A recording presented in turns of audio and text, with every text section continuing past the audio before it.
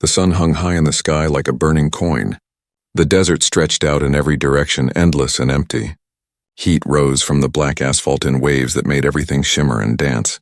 6 teenage bikers rode their motorcycles down the highway, their engines roaring loud enough to wake the dead. Jake led the group on his vintage motorcycle. It was his pride and joy, a beautiful machine he had restored himself over 2 long years. The chrome gleamed in the sunlight. The engine purred like a satisfied cat. He felt invincible riding it across the open road. Behind him rode his friends. There was Tommy on his red sport bike, always trying to race ahead. Sarah followed on her sleek black motorcycle, her long hair flying behind her helmet. Then came Devin and the twins, Chris and Casey, all keeping pace with the group. They had been planning this road trip for months, saving money from summer jobs, marking maps, dreaming of freedom. They had left home 3 days ago.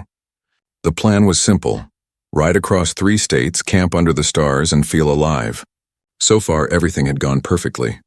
They had seen sunsets that painted the sky orange and purple. They had eaten at roadside diners where the coffee was strong and the pie was sweet. They had slept beside their bikes under more stars than they knew existed.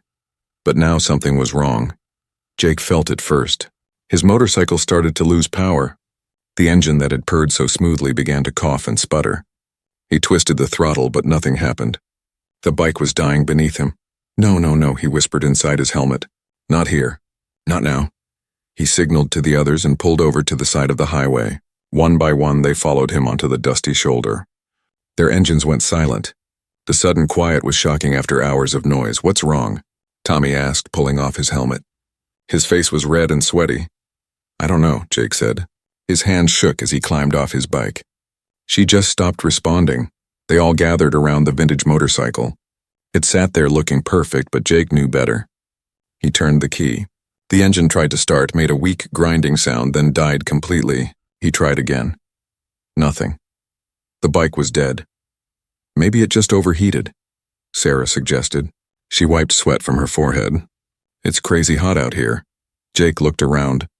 The desert surrounded them on all sides. There were no buildings, no trees, no signs of life, just sand, rocks, and the endless highway cutting through it all. He could see for miles in every direction, and there was nothing. "Where are we exactly?" Devin asked. He pulled out his phone and stared at the screen. His face fell. No signal. "I've got no bars at all."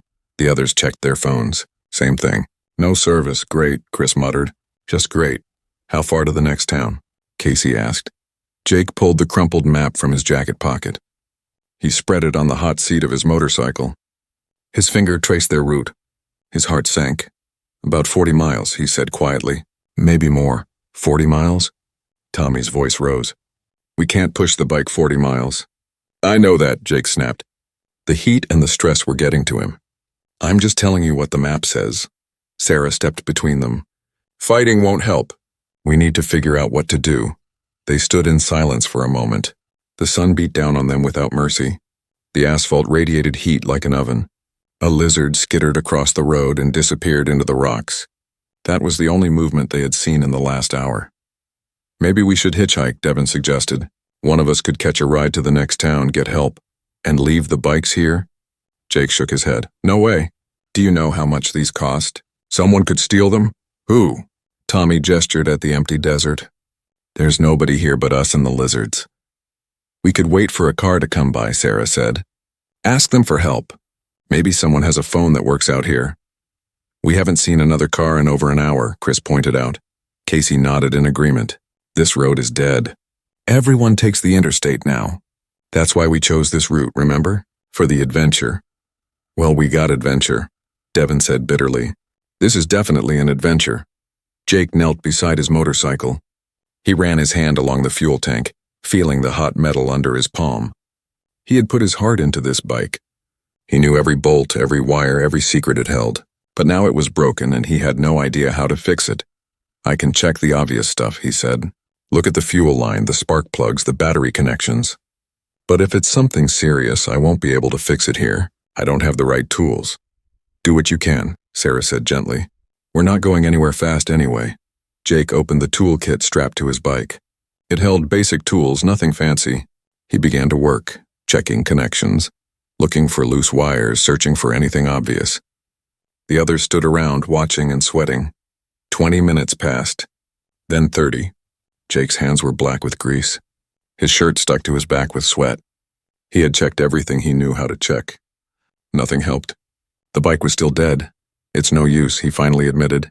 He sat back on the hot ground, defeated. I can't figure it out. The group fell silent again. The situation was sinking in. They were stuck in the desert with no phone service, no help, and no way forward. The nearest town was 40 miles away. The sun would set in a few hours, and the desert got cold at night. Tommy kicked at the ground, sending up a small cloud of dust. This is bad. This is really bad. Maybe we should start walking, Chris suggested, before it gets dark. And leave all our stuff? Casey asked. All our camping gear, our supplies? We could take what we can carry, Devin said. Come back for the bikes later. Later when? Jake asked. How? Who's going to drive us back out here? They began to argue. Voices rose in the still air. Tommy insisted they should hitchhike. Sarah wanted to wait for help. Devin thought they should walk. The twins couldn't agree on anything. Jake just sat on the ground, too tired and frustrated to join in. The argument grew louder. Words were said that shouldn't have been said. Friendships stretched thin under the pressure of heat and fear. They had been so happy just an hour ago. Now everything was falling apart. Then Sarah suddenly held up her hand. Wait, she said. Listen, they all stopped talking. At first, Jake heard nothing but the wind and his friend's heavy breathing. Then he heard it too. A sound in the distance. An engine. They all turned to look down the highway. At first they saw nothing. Then far away where the heat made the air shimmer, a dark shape appeared. It grew larger as it approached. A vehicle was coming toward them. Someone's coming, Casey shouted. They all moved closer to the road, waving their arms. The vehicle came closer. It was an old pickup truck, dusty and weathered, painted a faded blue that might have once been bright. It slowed as it approached them. Jake felt a surge of hope. Maybe they would be okay after all. Maybe this nightmare was about to end. The truck pulled over and stopped about 20 feet away. The engine went quiet. For a moment, nothing happened. Then the driver's door opened. Someone stepped out into the bright sunlight. Jake squinted, trying to see who it was. The figure walked toward them, and as it came closer, Jake could make out the details. It was a young woman. She couldn't have been much older than 22 or 23. She wore dark blue coveralls that had seen better days. Oil stains covered the fabric like a map of past repairs. A heavy tool belt hung low on her hips, weighing down one side. Her boots were scuffed and dusty, the kind of boots that had walked many miles. Her hair was pulled back in a simple ponytail, a few loose strands blowing across her face in the hot wind. What struck Jake most was how she moved. She didn't hurry. She didn't look concerned or curious. She just walked straight toward them with purpose, like she knew exactly why she was there. Her eyes were fixed on Jake's motorcycle, not on the group of teenagers waving at her. Thank God you stopped, Tommy said, stepping forward. We're stuck out here. Our friend's bike died and we have no phone service, and she walked past him without a word. She didn't even glance at him. She went directly to Jake's motorcycle and stood looking at it. The teens exchanged confused glances. Hello? Sarah tried. We really need help. Can you give us a ride to the next town? Or maybe let us use your phone? The young woman still didn't answer. She circled the motorcycle slowly, studying it from every angle. Her fingers traced along the frame, barely touching the metal. She bent down to look at the exhaust pipe, then stood and examined the fuel tank. Her face showed no expression. She seemed completely absorbed in the machine. Is she ignoring us? Devin whispered to Chris. Maybe she doesn't speak English, Casey whispered back. Jake felt irritation rise in his chest. They needed help, and this strange woman was just staring at his bike. Look, he said, trying to keep his voice polite. I appreciate you stopping, but we really need... When did she start losing power? The young woman asked. Her voice was quiet but clear. It cut through Jake's words and stopped him mid-sentence. Everyone fell silent. She had spoken, and somehow that simple question carried more weight than all their desperate explanations. Jake blinked. What? Your bike, she said, still not looking at him. Her eyes remained on the motorcycle. When did she start losing power? Was it sudden or gradual? Gradual, I guess, Jake said. She was running fine, then started to feel weak, then just died. The young woman nodded slowly. She knelt beside the bike and placed both hands on the engine. To Jake, it looked almost like she was checking for a heartbeat. Her fingers moved across the metal with familiar confidence. "How long have you had her?" she asked. 2 years. I restored her myself. "Good work," she said. "But you missed something." Jake felt his pride sting a little. "I checked everything before this trip. She was running perfectly." "Until she wasn't," the young woman said simply. It wasn't mean or mocking. It was just a fact. Tommy stepped forward again. "Look, lady, no offense, but do you actually know about motorcycles? Because if you could just give us a ride or—" She finally looked up.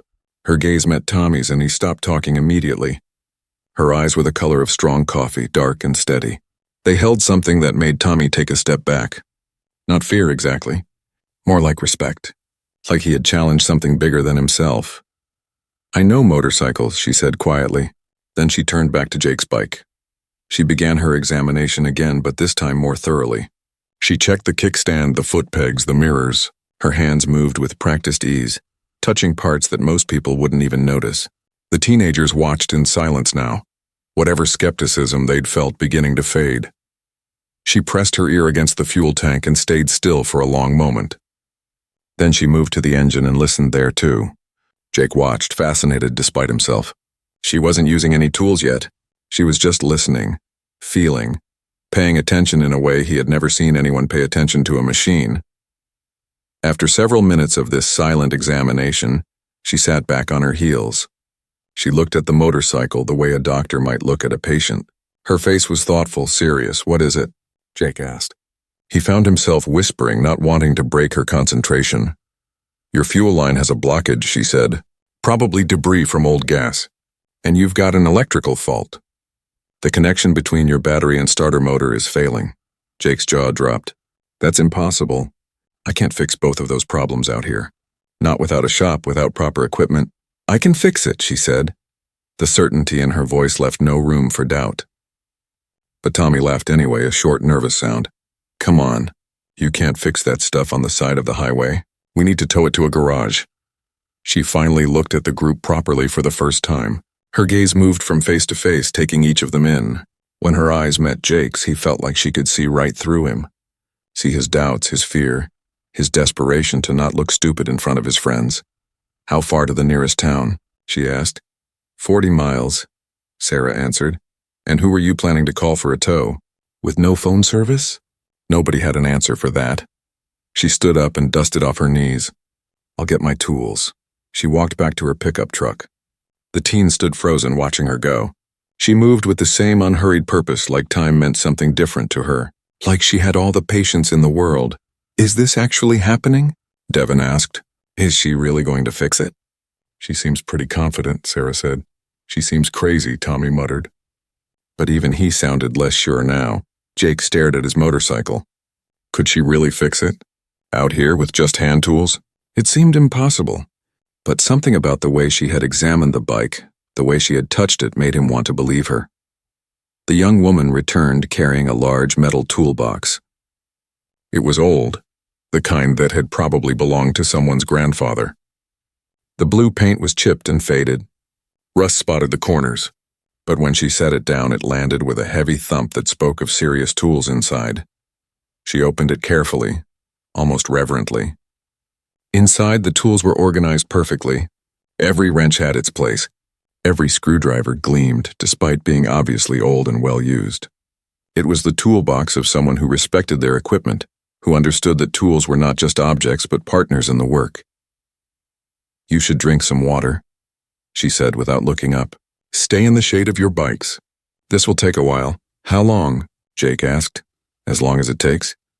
She selected a wrench and moved back to the motorcycle. She knelt in the hot sand and gravel, not seeming to notice the heat radiating from the ground.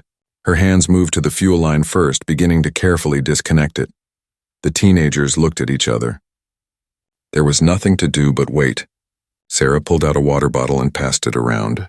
They moved to the shady side of the bikes, though the shade was thin and did little to cut the heat. And so they watched. At first they talked quietly among themselves, making jokes, trying to keep their spirits up. But gradually they grew quiet. Something about the young woman's focus demanded silence. She worked steadily, her movements precise and graceful. Every action had a purpose. Nothing was wasted. Devin pulled out his phone to take a picture but then paused. It felt wrong somehow to capture this moment, like it was something that should be witnessed directly, not through a screen. He put the phone away. Tommy sat down in the dirt and just stared. The skepticism had left his face. Now there was only curiosity and maybe a touch of awe. The sun beat down. Sweat dripped from the young woman's face, but she didn't stop to wipe it away. Her hands never faltered. She removed the fuel line completely, held it up to the light and peered through it.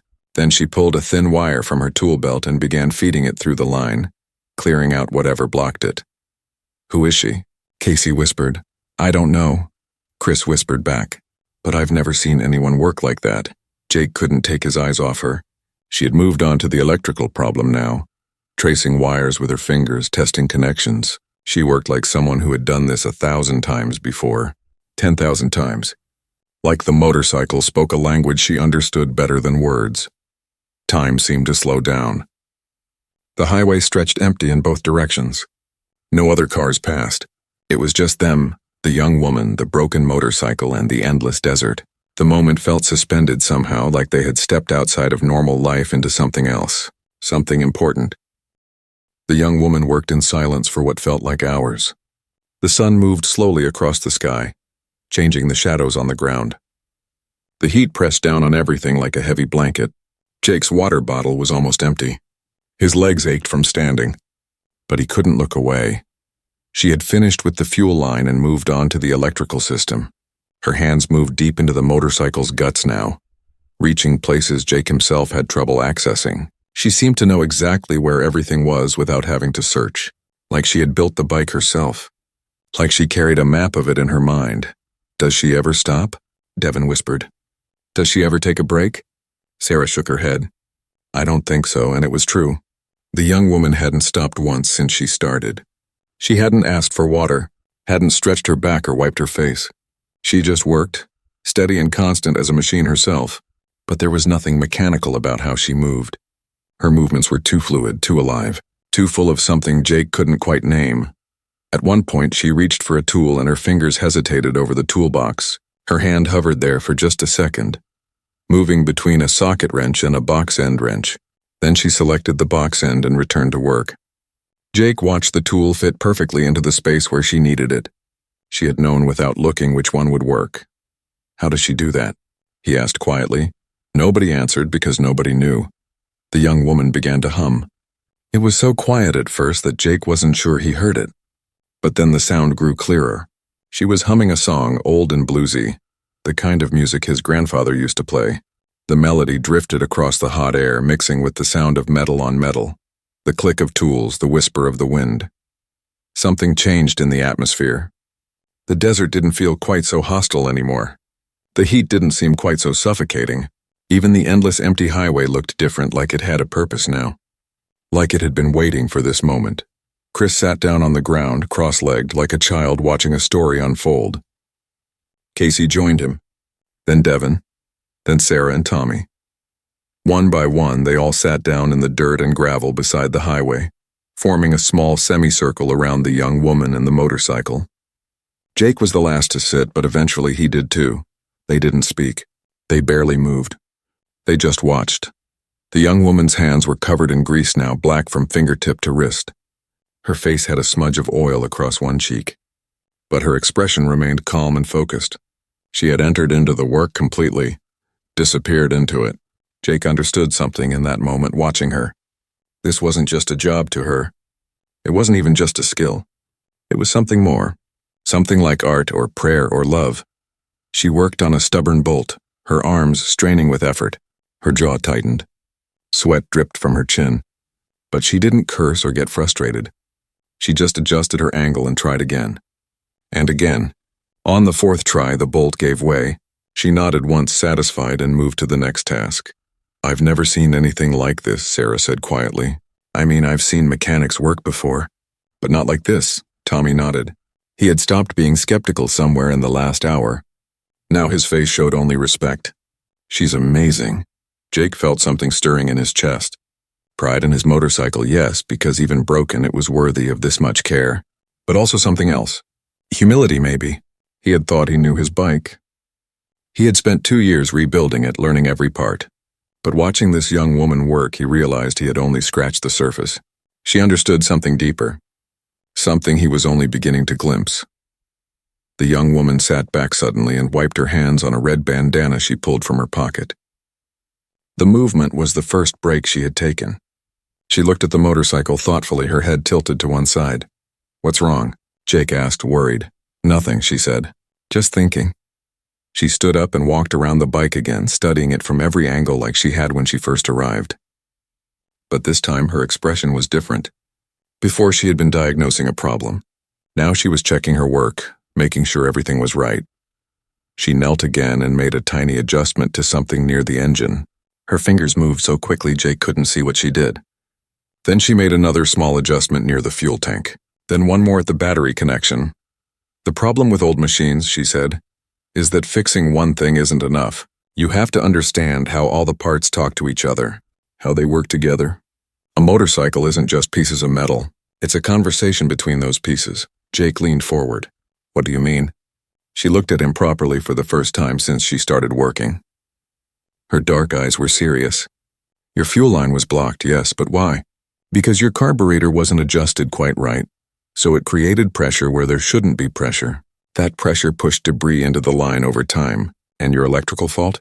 That happened because the vibration from the poorly adjusted carburetor loosened the connection. Everything affects everything else. So if I had just adjusted the carburetor, you wouldn't be stuck here probably. But you also wouldn't have learned this lesson. Sometimes being stuck is a gift." She said it simply, like it was an obvious truth. But it hit Jake hard. Being stuck is a gift. He had been so angry when his bike died, so frustrated and embarrassed. But now, watching this young woman work, learning from her, something had shifted inside him. The twins were staring at her with open mouths. Sarah had pulled out her phone and was quietly filming now. Though Jake noticed she kept the camera low and unobtrusive, respectful. Tommy looked like he was watching a miracle. Devin just shook his head slowly, amazed. The young woman returned to her toolbox and began putting tools away. Each one went back in its exact place. She worked backwards, closing up the compartments she had opened, leaving everything organized and ready for next time. The toolbox looked like it had never been touched, despite the heavy use it had just seen. "Are you done?" Chris asked. "Did you fix it?" "Almost," she said. "One more thing." She pulled out a small can from the bottom of the toolbox. Oil, Jake realized. She went to several points on the motorcycle and added tiny drops of oil, places Jake had forgotten to lubricate.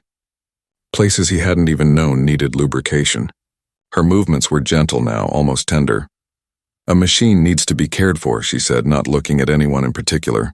"Not just fixed when it breaks. Cared for every day. Listened to. Respected. Then it will take care of you." She finished oiling and put the can away. Then she stood and faced Jake. "Try to start her now." Jake's heart hammered in his chest. He stood up on shaky legs, his body stiff from sitting so long. He approached his motorcycle like it was a stranger. After everything he had just witnessed, it looked different somehow. More alive, more real. He threw his leg over the seat and settled into the familiar position. His hand found the key. He looked at the young woman. She nodded once, encouraging. Jake turned the key. Nothing happened. His heart dropped into his stomach. Total silence. Not even a cough or a sputter. The engine was dead. Completely dead. The young woman's expression didn't change. She didn't look surprised or disappointed or worried. She just waited. Jake felt his eyes burning. After all that work, after all that hope, nothing. His friends shifted uncomfortably behind him. Sarah stopped filming. Tommy put his hand on Jake's shoulder. "I'm sorry, man," Tommy said quietly. But the young woman stepped forward. Her boots crunched on the gravel. She reached past Jake and touched something so small he couldn't even see what it was. Her fingers made a minute adjustment, barely moving at all. "Now," she said. Jake looked at her. Her face was calm, confident. Like she knew something he didn't. Like she could hear a song he couldn't hear yet. He turned the key again. The engine coughed once. A weak, uncertain sound that died almost immediately. Jake's finger stayed on the key, frozen. Should he try again? Should he wait? He looked at the young woman for guidance. She was staring at the motorcycle now, her head tilted slightly, listening to something. Her eyes were half closed. After a moment, she nodded. Again, Jake tried again.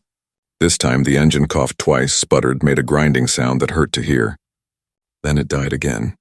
Silence fell over the desert highway. A bird called out somewhere in the distance, a lonely sound. One more time, the young woman said. Her voice was barely a whisper. Jake's hand trembled as he reached for the key. He didn't know if he could handle another failure. But something in her voice made him trust, made him believe. He turned the key one more time.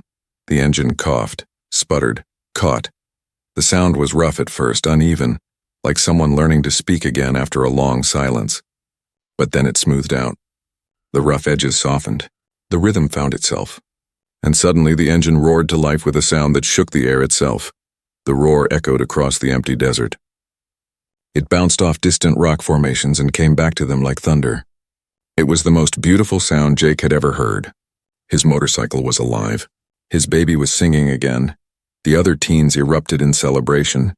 They jumped up and down, shouting and laughing. Tommy grabbed Chris in a bear hug. Sarah and Casey high-fived. Devin pumped his fist in the air and let out a whoop that probably carried for miles. The sound of their joy mixed with the sound of the engine, creating a symphony of relief and happiness. Jake sat on his motorcycle with tears streaming down his face. He didn't care who saw them. The engine vibrated beneath him, strong and steady. He could feel its heartbeat through the seat, through the handlebars, through every point where his body touched the machine. It felt different now, more alive than before, like it had been sleeping and was now awake. He looked at the young woman. She stood to the side, watching the celebration with a small smile. It was the first time he had seen her smile, and it transformed her face. Made her look younger, more vulnerable, but also more powerful somehow, like she carried secrets the world desperately needed. How did you do that? Jake asked, his voice breaking. How did you know? She walked to the toolbox and closed it with a soft click. I listened, she said simply. But I listen to my bike all the time. I've been listening for 2 years. You listen with your ears, she said, picking up the heavy toolbox like it weighed nothing. I listen with everything. The celebration continued around them. Tommy was doing a victory dance. Sarah was filming again, capturing everyone's joy. The twins were shaking hands formally, making each other laugh. Devin had climbed onto his bike and was revving the engine in solidarity, adding to the noise. But Jake only had eyes for the young woman. She was walking back to her truck now, the toolbox in her hands. He scrambled off his motorcycle and ran after her. Wait, he called. Please wait. She stopped and turned. Up close, he could see the grease smudged on her face, the sweat on her forehead, the tiredness in her eyes. She had worked for over an hour in the brutal heat without a single break, without water, without complaint. For strangers, I need to pay you, Jake said. How much? Name your price. That was a miracle. She held up her hand, stopping him. No payment. But you have to let me. No payment, she repeated more firmly this time. Your gratitude is enough. Jake felt helpless. How could he not pay her? She had saved them. Saved their trip. Maybe even saved them from serious danger if they had tried to walk 40 miles through the desert. Then at least tell me your name. Where you're from. How to find you if I need help again. She placed the toolbox in the bed of her truck and turned back to him. The other teens had noticed the conversation and were gathering around now, curious. Where did you learn to fix bikes like that? Sarah asked breathlessly. Who taught you? Tommy added. Do you have a shop somewhere? Devin asked. Because I would drive 1,000 miles to bring my bike to you. The young woman looked at all of them, her expression soft. My grandfather taught me, she said. He ran a garage out in the desert about 50 miles from here. I grew up under cars and bikes covered in oil before I could walk. He said machines have souls, and if you learn to hear them, they'll tell you everything you need to know. Is his garage still open? Chris asked. Can we go there? She shook her head slowly. He passed away 5 years ago. The garage closed with him. I'm sorry, Sarah said quietly. Don't be. He taught me everything that matters. And now I do what he did. I drive this highway every day looking for people who need help. People stuck on the side of the road. It's what he would have wanted. Jake's throat tightened. Every day? Every single day. Morning and evening I drive this stretch. There's always someone who needs help. A tourist with a flat tire. A family with an overheated engine. Young people on motorcycles who didn't adjust their carburetors quite right. She said the last part with a gentle smile. But why? Casey asked. Why do you do it? The young woman was quiet for a moment. She looked out at the desert, at the highway stretching in both directions, at the vast empty space that somehow felt less empty now. When I was 7, she said, my grandfather's truck broke down on this exact highway. Middle of nowhere, just like you. Middle of summer, just like today. We had no water, no phone. I was so scared I couldn't stop crying. She paused, lost in the memory. The teens waited, barely breathing. A man stopped. A complete stranger. He fixed my grandfather's truck with his bare hands. Wouldn't take any money. Just smiled and drove away. My grandfather never forgot that kindness. He said it proved something important. That we're not alone out here. That the desert might be empty, but the world is full of people who will help if you let them. So you're paying it forward, Jake said softly. Paying it forward across miles and years. She agreed.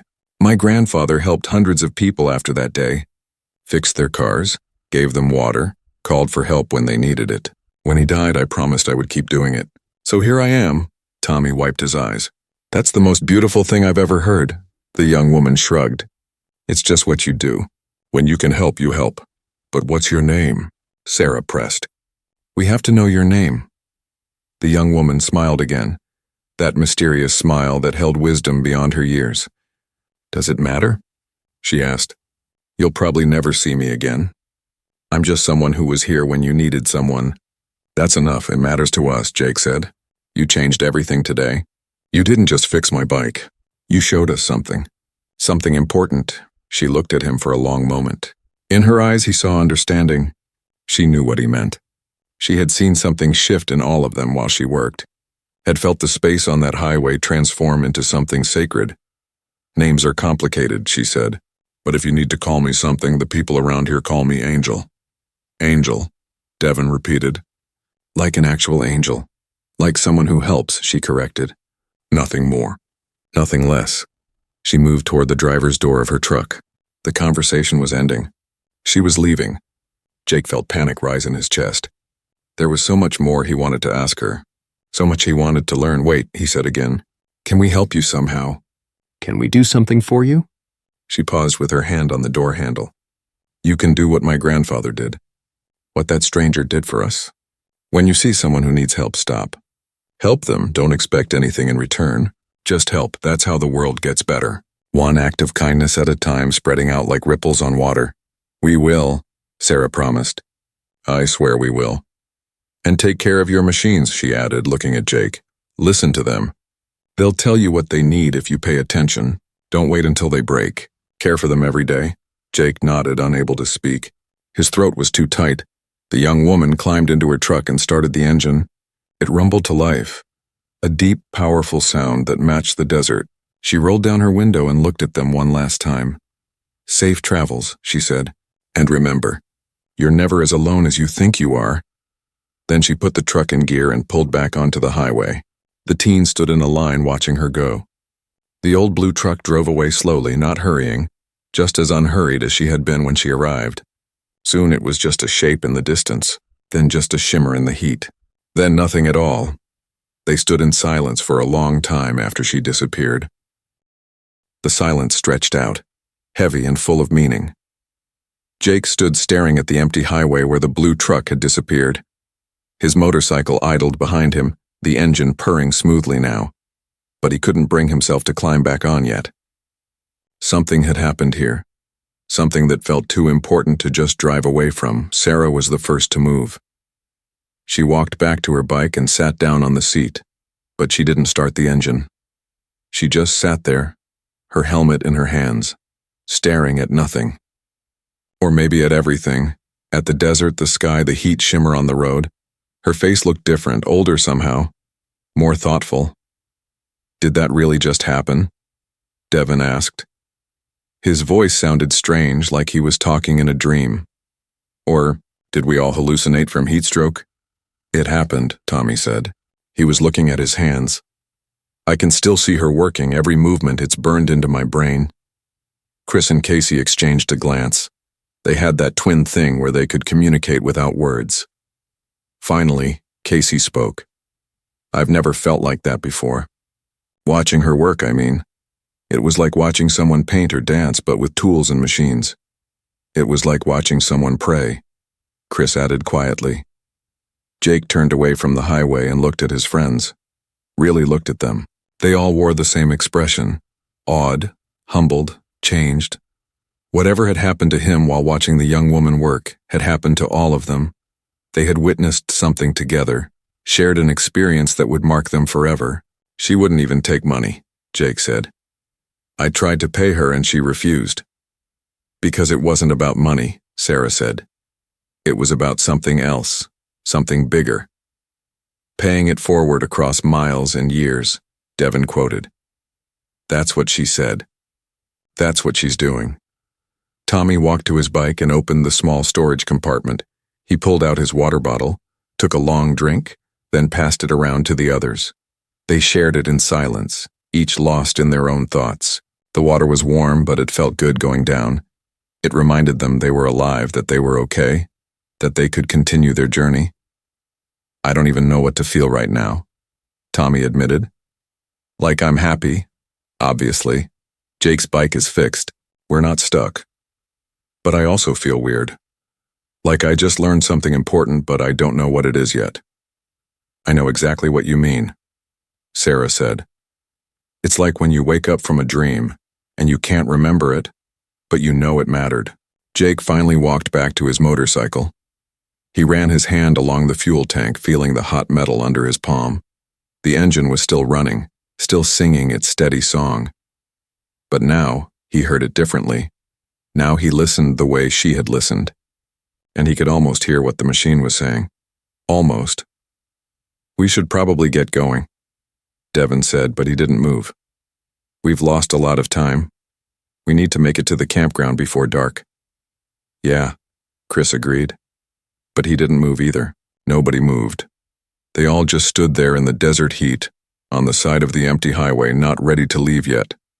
Because leaving felt like it would break the spell, like it would make what happened less real. Jake made a decision. He walked to his saddlebag and pulled out a small notebook he kept there. He always carried it to write down notes about the bike, things to fix or adjust later. He flipped to a clean page and wrote quickly.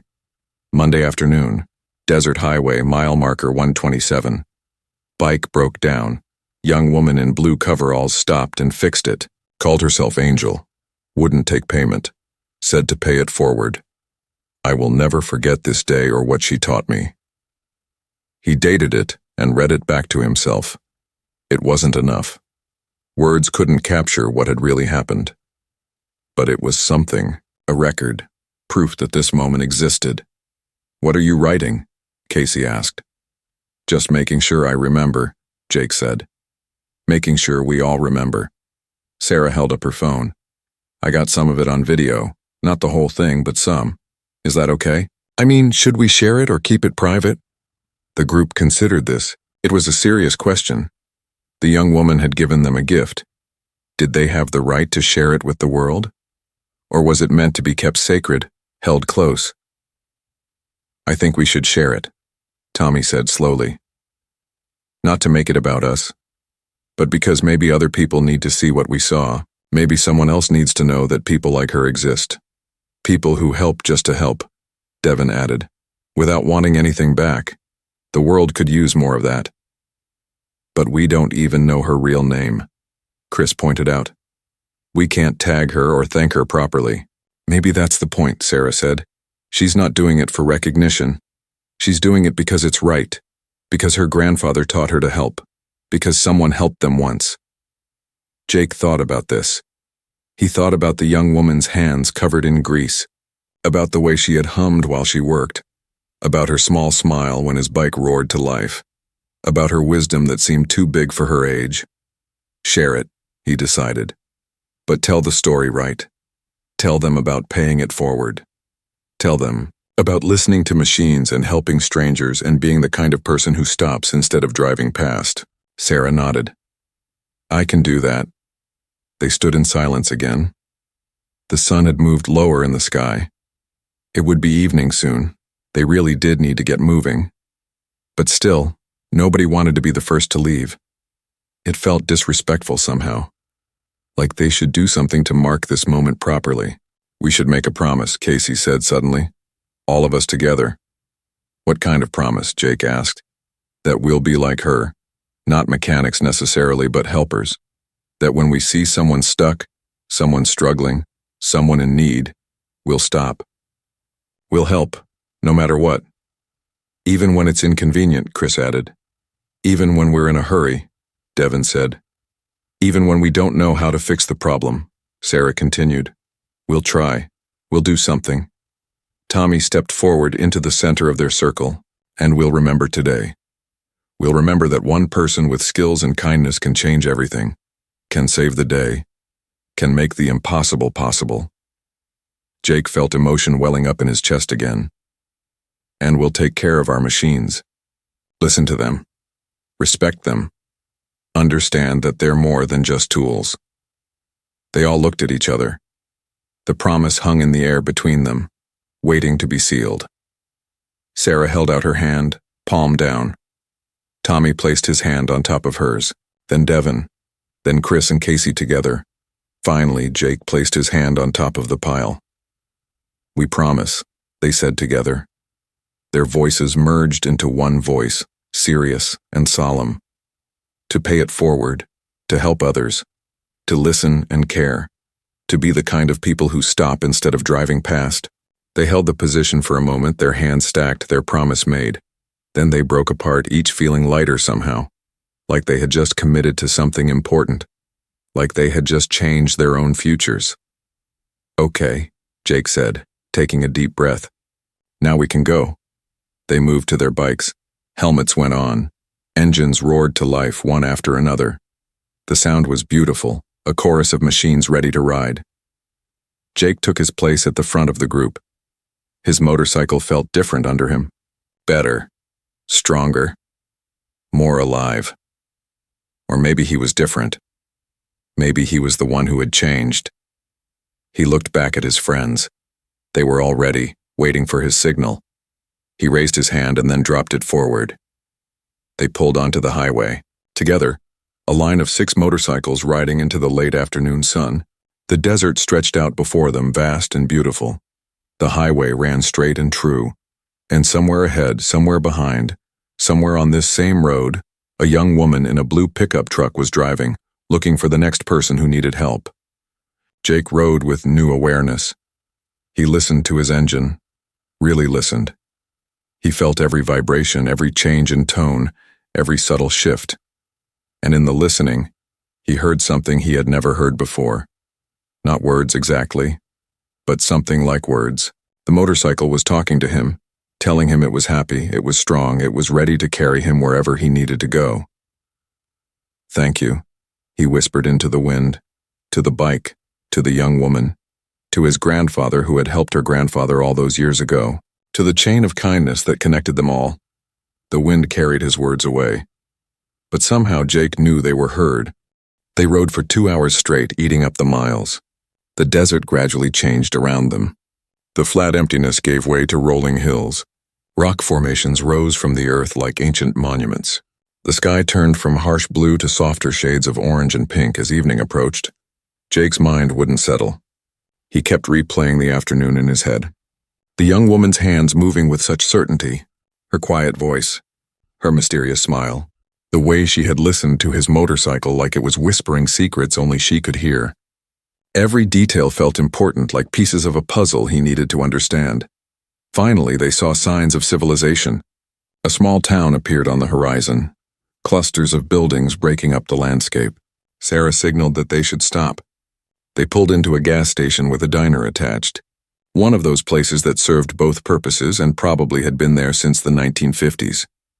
The teenagers parked their bikes and climbed off, their bodies stiff from riding.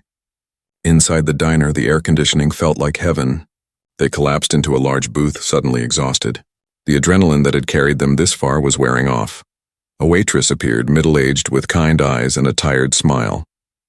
"You kids look like you've had a day," she said, pulling out her notepad. "You have no idea," Tommy muttered. They ordered burgers and fries and sodas, suddenly ravenous. When the waitress left, Sarah pulled out her phone. "I want to post the video tonight," she said. "While it's still fresh, while we all still remember exactly how it felt. Do it now, Jake said. We can help you write the caption. Sarah opened the video and they all leaned in to watch. Even though they had been there, even though they had seen it with their own eyes, watching it on the small screen felt different. The camera had captured the young woman bent over the motorcycle, her hands moving with grace and purpose. It had captured the desert shimmering in the heat. Most importantly, it had captured the moment when Jake's motorcycle roared back to life, and the explosion of joy that followed. It's beautiful, Devin said softly. It really is, Sarah began typing. The others watched over her shoulder, offering suggestions. They worked together on the words, trying to capture what mattered most. After several drafts, they had something they all agreed on. Today, our trip almost ended on a deserted highway when a bike broke down. We had no phone service, no help, no hope. Then she appeared. A young woman in coveralls who wouldn't even tell us her name. She spent over an hour in the brutal heat fixing what seemed unfixable. She wouldn't take payment. She said she drives that highway every day looking for people to help, paying forward a kindness her grandfather received years ago. She told us that when we see someone who needs help, we should stop. We should help. No reward needed, just help. Because that's how the world gets better. We made a promise today to be like her, to stop instead of driving past, to help instead of ignoring. We don't know her real name, but people call her Angel, and after today we believe it. Sarah looked around the table. Good? Perfect, Jake said. Post it. She hit the share button and put her phone down. Done. Now we wait and see if anyone cares. The food arrived and they ate like they hadn't eaten in days. The burgers were greasy and perfect. The fries were crispy and salty. The sodas were cold and sweet. For a while, they just focused on eating, letting their bodies recover from the stress and heat and emotion of the day. But gradually, conversation started again. And it was different now. They didn't talk about the usual things, music, school, gossip, games. They talked about bigger things. Real things. I've been thinking, Chris said, dragging a fry through ketchup, about what I want to do after graduation. I always said I wanted to work in computers, make apps or whatever. But now I'm not sure. Why not? Casey asked. Because it doesn't feel important enough. Not after today. That woman, she's doing something that matters. Something real. I want to do something that matters too. Fixing computers matters, Sarah pointed out. People need that. Yeah, but it's not the same as fixing someone's motorcycle on the side of the highway when they're stranded. It's not the same as showing up when someone really desperately needs help. Devin nodded. I get what you mean. I've been thinking the same thing. Like, what am I doing with my life that actually helps people? What am I doing that makes a difference? We're just kids, Tommy said. We don't have to figure it all out right now. But we're not that young, Jake said. We graduate in less than a year, then what? College maybe, jobs, the rest of our lives. Don't we want those lives to mean something? The question hung over the table. Nobody had an answer. They were still figuring it out, still becoming who they would be. But the question itself felt important.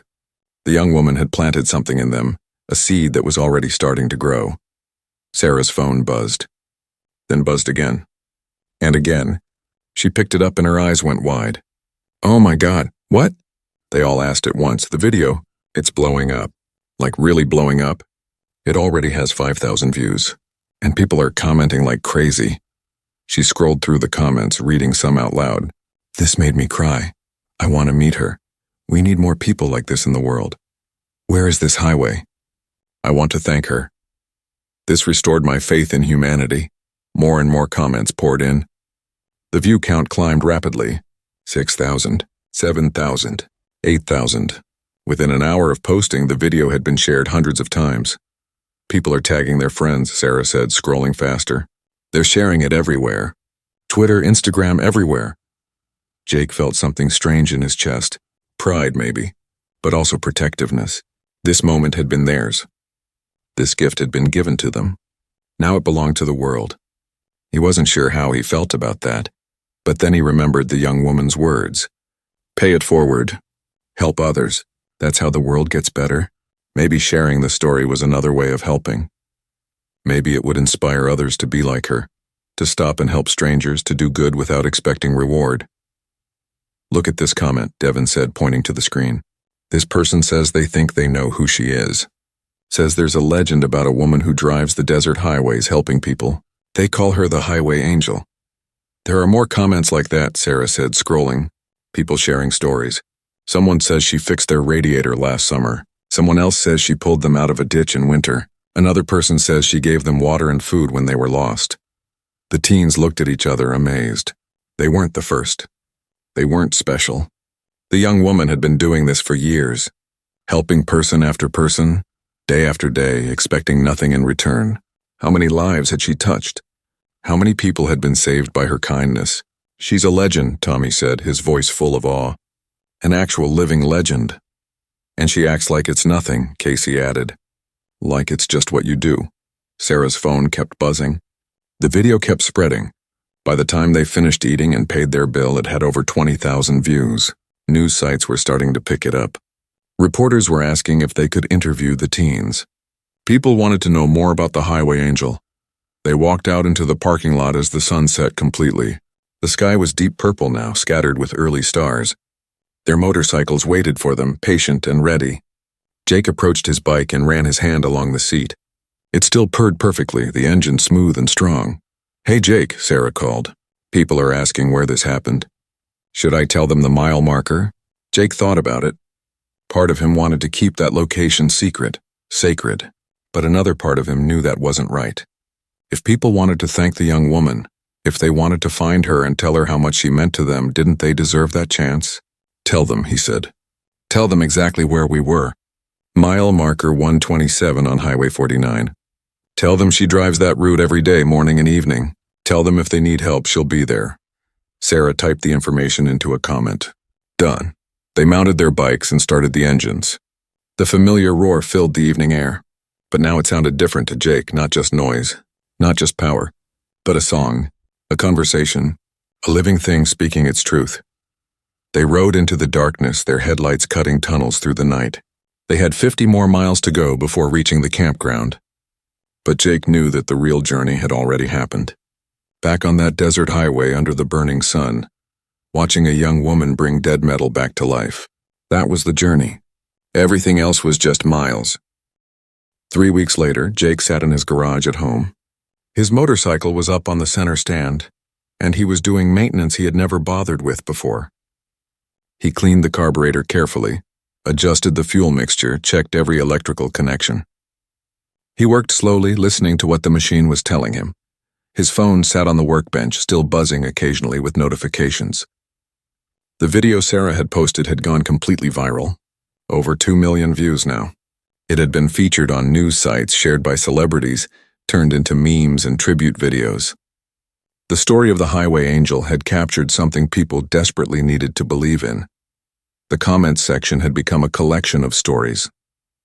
Hundreds of people reported being helped by the young woman over the years. Some stories went back a decade. A broken-down school bus full of children, a pregnant woman racing to the hospital, an old man who had run out of gas and medicine. The young woman had helped them all, never asking for payment, never seeking recognition, just helping. Several local news stations had driven out to mile marker 127 hoping to interview her. They had waited for hours.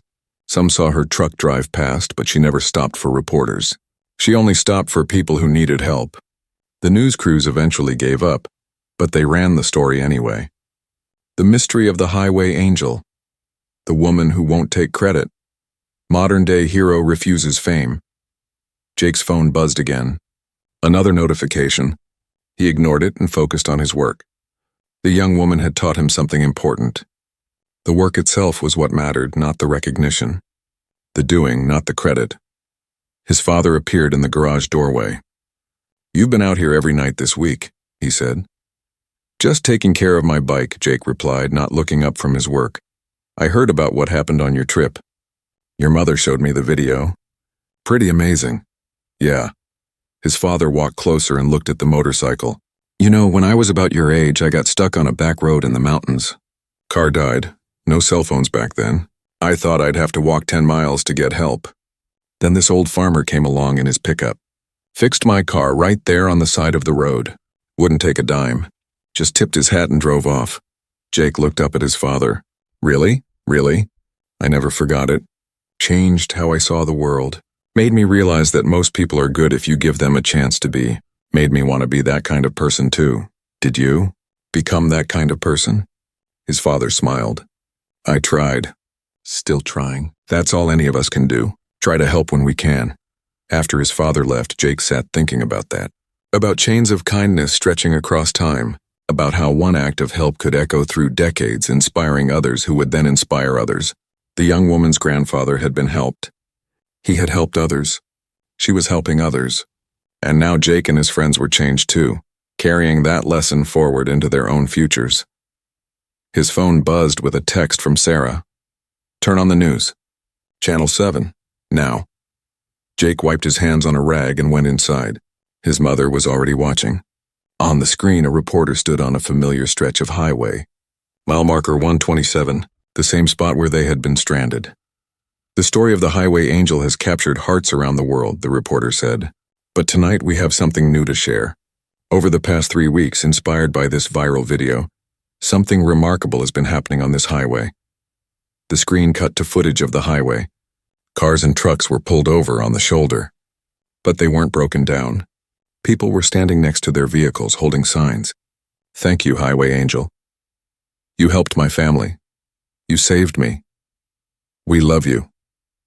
People have been coming here by the dozens, the reporter continued, waiting to thank the woman who helped them. Some drive out here every day hoping to see her. They've left flowers, letters, gifts, but the Highway Angel herself has not appeared. Some speculate she's avoiding the attention. Others think she may have changed her route to escape the crowds. The camera showed close-ups of the memorial that had sprung up, letters in plastic bags to protect them from the weather, flowers wilting in the desert heat, drawings and paintings, photographs of people posing at the location. It had become a shrine. Jake felt his stomach clench. This wasn't right. This wasn't what the young woman wanted. She didn't want crowds and cameras. She didn't want to be turned into a symbol or a celebrity. She just wanted to help people quietly, the way her grandfather had taught her. More troubling, the reporter continued. There are now reports of people faking breakdowns on this highway, hoping to meet the Highway Angel. This has created dangerous situations. With real emergencies unable to get through the crowds, Highway Patrol has issued a statement asking people to stay away unless they genuinely need assistance. The screen cut to an interview with a Highway Patrol officer. Look, we appreciate the sentiment, the officer said. But this woman works in peace and quiet. She helps people in real need. By turning her into a spectacle, you're preventing her from doing what she does best. If you really want to honor her, don't camp out on the highway. Instead, be like her. Help someone in your own community. That's the message she's trying to send. Jake turned off the TV. He felt sick. They had ruined it. He and his friends had shared the story with good intentions, but now it had spiraled out of control. They had taken something pure and turned it into entertainment. They had exposed someone who wanted privacy. They had made her work impossible. He grabbed his phone and texted the group chat. We need to talk now. Within an hour, they were all gathered at Jake's house, sitting in the garage around his motorcycle. Their faces reflected his guilt and worry. We messed up, Tommy said bluntly. We totally messed up. We didn't mean to, Sarah said, but her voice was small. We thought we were sharing something beautiful. We were, Devin argued. The video itself isn't the problem. The problem is what people did with it. We can't control that, can't we? Jake asked. We started this. We shared her story without thinking about what it would mean for her. She asked us to pay it forward, to help others. Instead, we made her famous. We turned her into content. Chris and Casey sat quietly, looking miserable. So what do we do? Chris finally asked. How do we fix this? They sat in silence, thinking. The garage felt heavy with their shared regret. Outside, the evening was peaceful, but none of them felt peaceful. We make another video, Sarah said slowly. We tell people to stop. We explain that they're hurting what they're trying to honor. Would they listen? Devin asked. Maybe not everyone, but some would. And some is better than none. They talked for another hour, working out what to say. Then Sarah filmed them all together, sitting in Jake's garage, speaking directly to the camera. A few weeks ago, we shared a story that touched our hearts, Jake began. A young woman helped us when we were stranded. She taught us about kindness and helping others. But we need to tell you something important. By making her famous, we're destroying what made her special. Sarah continued. She doesn't want crowds or attention. She wants to help people quietly. If you really care about her story, if you really want to honor her, don't go looking for her. Instead, be like her. Help someone in your own town. Be the person who stops instead of driving past. Pay it forward, Tommy added. That's what she told us. Don't pay it back to her. Pay it forward to someone else who needs help. That's how you honor what she does. And please, Devin said, stop camping on that highway. You're making it dangerous. You're preventing her from helping people who really need it. If you love her story, let her continue doing what she does best. They posted the video that night. It didn't go as viral as the first one, but it spread enough. News outlets picked it up. The message got out. Slowly, the crowds on the highway began to thin. People began to understand that sometimes the best way to honor someone is to leave them alone. 2 months after the first video, Jake drove his motorcycle back to mile marker 127. He went alone early in the morning when the highway would be empty. He wasn't looking for the young woman. He didn't expect to see her. He just wanted to visit the place where his life had changed. The memorial was still there, but smaller now. A few flowers, a couple of letters. The crowds had moved on to the next viral story. But Jake knew the impact remained. He had seen it in his own life and in his friends' lives. Tommy had started volunteering at a community garage, teaching kids basic car maintenance. Chris had enrolled in technical school, determined to learn skills that would let him help people. Sarah volunteered at a crisis helpline, being there for people who needed someone to listen. Devin worked at a community center, helping new immigrants navigate their new city. Casey had started a program at their school matching students who needed help with students who had skills to offer. And Jake? He spent his evenings in his garage, learning everything he could about motorcycles and cars. He kept his tools organized and ready. He had already helped 3 stranded motorists pulling over when he saw them on the road. He never told them about the highway angel. He just helped, the way she had helped him. As he stood at the mile marker, watching the sun rise over the desert, a familiar blue pickup truck appeared on the horizon. Jake's heart jumped, but he didn't wave or try to flag her down. He just stood there watching. The truck slowed as it passed him, and for just a moment he saw her face through the window. She looked at him and their eyes met. She smiled, that same small, mysterious smile. Then she raised one hand in acknowledgement before driving on. Jake understood. She knew who he was. She knew he had come back. And she approved of him being there, as long as he wasn't waiting for her. As long as he was just paying his respects to a place that mattered. He climbed on his motorcycle and started the engine. It purred perfectly strong and healthy. He had listened to it every day, cared for it, understood its needs. And in learning to listen to his machine, he had learned to listen to the world around him, to hear when people needed help, to recognize opportunities to be useful. He pulled onto the highway and rode into the sunrise. Behind him, the memorial grew smaller until it disappeared, but the lesson stayed with him, as permanent as the asphalt beneath his wheels. Help others. Expect nothing in return. Listen to what needs fixing, and pay it forward across miles and years. 6 months later, Jake was at a traffic light when he saw an old car smoking on the side of the road. Without hesitation, he pulled over. An elderly woman stood next to the car looking frightened and lost. He climbed off his bike and walked toward her. "Looks like you could use some help," he said with a kind smile. Her face flooded with relief. "Oh, thank you. I don't know what's wrong. It just started smoking and I pulled over." Jake popped the hood and looked at the engine, a busted radiator hose. He had the parts and tools he needed in his bike's storage. He could fix this. "Don't worry," he told her.